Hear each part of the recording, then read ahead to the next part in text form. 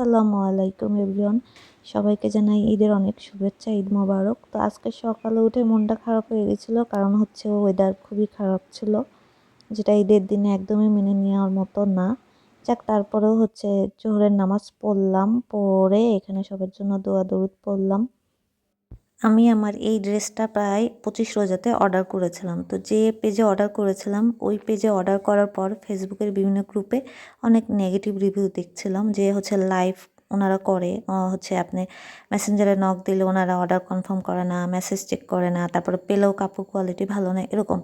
কিন্তু পরে যখন আমি বুঝলাম, আমি অর্ডার করার আগে ওনাদের লাইভ আর ভিডিওগুলো কয়েকবার দেখেছি, দেখে যেটা বুঝলাম যে আপনার কোনো ড্রেস পছন্দ হলে জাস্ট আপনার সাইজ বলবেন, অ্যাড্রেস দিবেন, দিয়ে মেসেজ করে রেখে দেবেন। বারবার মেসেজ করা যাবে না, মেসেজ করলে আপনার মেসেজটা অনেক নিচে চলে যায়, যার কারণে ওনারা ওটা দেখেন না, কারণ ঈদের সামনে অনেক বেশি রাশ থাকে। আর ওনাদের যেহেতু পাকিস্তানি ইন্সপায়ার্ড ড্রেস, খুব স্বাভাবিক যে অনেক বেশি রাশ থাকবে, কারণ অনেকেরই পছন্দ হবে, অর্ডার করবে। তো এইভাবে অর্ডার করার কারণে আমি আমার ড্রেসটা পেয়ে যাই। আর আমি যেহেতু 25 রোজাতে হচ্ছে অর্ডার কনফার্ম করেছিলাম, দেন আমি এত তাড়াতাড়ি পাবো আমি ভাবতেই পারিনি যে ঈদের আগে পাবো কিনা। 27 রমজানে আমি আমার ড্রেসটা আলহামদুলিল্লাহ পেয়ে গিয়েছিলাম।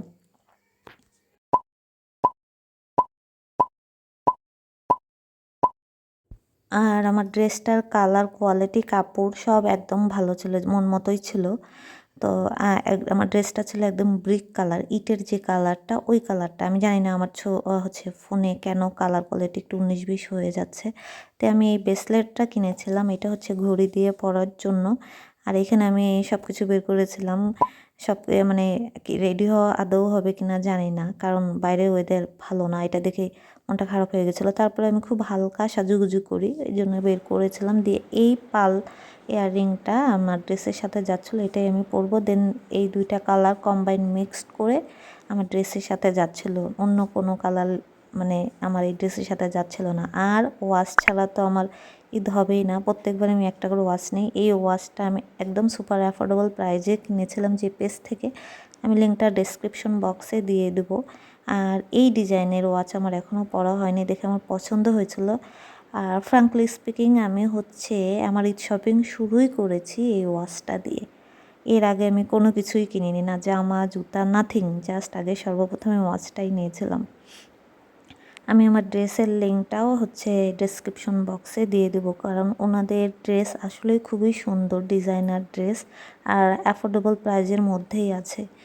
দিয়ে তারপরে আমি ওয়াচটা পরে দেখছিলাম, ব্রেসলেটটা পরে দেখছিলাম যে আমার ওয়াচটার সাথে যায় কি না। আর তারপরে আমি আমার মিনি পারফিউমটা লাগাচ্ছিলাম, খুবই সুন্দর স্মেল এটার।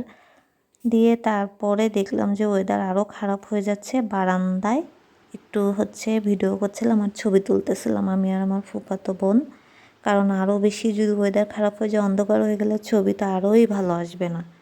যার কারণে আমরা বারান্দায় দাঁড়িয়ে আমাদের আমার বেডরুমের গেটটা খুলে দিয়ে কিছু মিরর সেলফিও তুলতেছিলাম। আসলে আমরা সবাই ঈদের দিনটা বড় হয়ে গেলেও মানে মন আমাদের ছোট বাচ্চার মতোই থাকে, যার কারণে এই ওয়েদার খারাপ হয়ে গেলে বা ড্রেস পরতে পারবো না, এইসব তো মন খারাপ হয়ে যায়। আর মেয়ে মানুষের তো কথাই নাই। তো তারপরে দেখলাম যে না, ঝুম বৃষ্টি শুরু হয়ে গেছে, মানে একদম গুড়ি গুড়ি বৃষ্টি শুরু হয়ে গেছে। এই বৃষ্টির মধ্যে আর বাইরে বের হওয়া পসিবলও না। তারপরেও দেখছি অনেকে, আমি বারান্দায় দাঁড়িয়ে দেখতেছিলাম, রিক্সায় যাচ্ছে, ছাতা নিয়ে বের হচ্ছে, গাড়ি নিয়ে বের হচ্ছে, বাইক নিয়ে বের হচ্ছে, কারণ ঈদের দিন বলে কথা। কিন্তু আমরা আসলে সাহস পাচ্ছিলাম না যে বাইরে, আমাদের বাইরে বাসার একটু বাইরেই হচ্ছে পার্ক আছে, সামনে খুব সুন্দর করে দেওয়া, কিন্তু ভয় লাগছিল যে যদি রাস্তার মধ্যে পিছলিয়ে যাই। আসলে সবাই আমরা বড় হয়ে গেছি, কিন্তু ঈদের আনন্দ তো আর কোনোভাবে মিস করা যায় না। আর নিউ ড্রেস থাকলে তো কথাই নাই। তার মধ্যে দেখতেছি যে এই যে বৃষ্টি শুরু হয়ে গেছে, এর মধ্যে তো আর বাইরে বের হওয়া পসিবলও না। দিয়ে আমি আর আমার ফুফাতো বোন বললাম, আচ্ছা যেহেতু আমরা ড্রেস পরলাম এত কষ্ট করে, তাহলে যাই একটু ড্রয়িং রুমে যেয়ে কয়টা ছবি তুলে রাখি, কিছু অ্যাস্থেটিক পিক নিয়ে রাখি।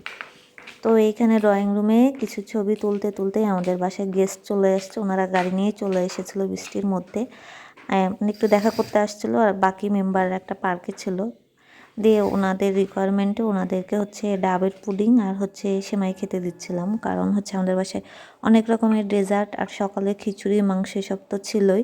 তো ডাবের পুডিংটা একটু ইউনিক ছিল, ওনারা খেতে চাইলো, এটাই ওনাদের জন্য আমি বেড়ে দিচ্ছিলাম। যদিও ওনাদের বাকি মেম্বাররা একটা কিডস জোন পার্কে ছিল, ওনারা বলছিল যে হয়তো বা রাতে ডিনার করবে কি করবে না এরকম দোনোমনো করছিল, কিন্তু পরে ওনারা পার্কে যেয়ে পরে আবার যে ফোন দিল যে না ওনাদের সাথে আরও রিলেটিভ আছে তারা হচ্ছে ডিনার করবে।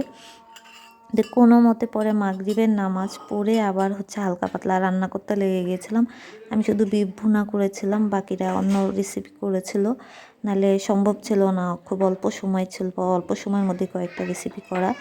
দিয়ে তারপরে ওনারা খাওয়া দাওয়া করে সবাই চলে গেল। তারপরে আমি অনেস্টলি সারাদিন কিছুই খেয়েছিলাম না, আমার শরীরটা একটু খারাপ ছিল। দিয়ে তারপরে আমি শির খুরমা খাচ্ছিলাম, যেটা না খেলে আমার ঈদ কমপ্লিটই হয় না, প্রত্যেক ঈদেই আমি খাই। আর এটা হচ্ছে মানে চিকন যে খিলি সেমাইটা আছে ওইটাই ড্রাই ফ্রুটস অনেক দুধ ঘন করে মালাই বানিয়ে নারকেল দিয়ে খেতে হয়। আর এটা আমি নিজেই রান্না করি, যদিও এবার আমি করিনি, তারপরে আমি এটা খাচ্ছিলাম, কারণ এটা না খেলে আমার হবেই না। আমাদের বাসার সবাই এটা খুব পছন্দ করে আর সবাই এটা খায়। তো যাই হোক, এইভাবেই সারাদিন ঈদ পার করলাম।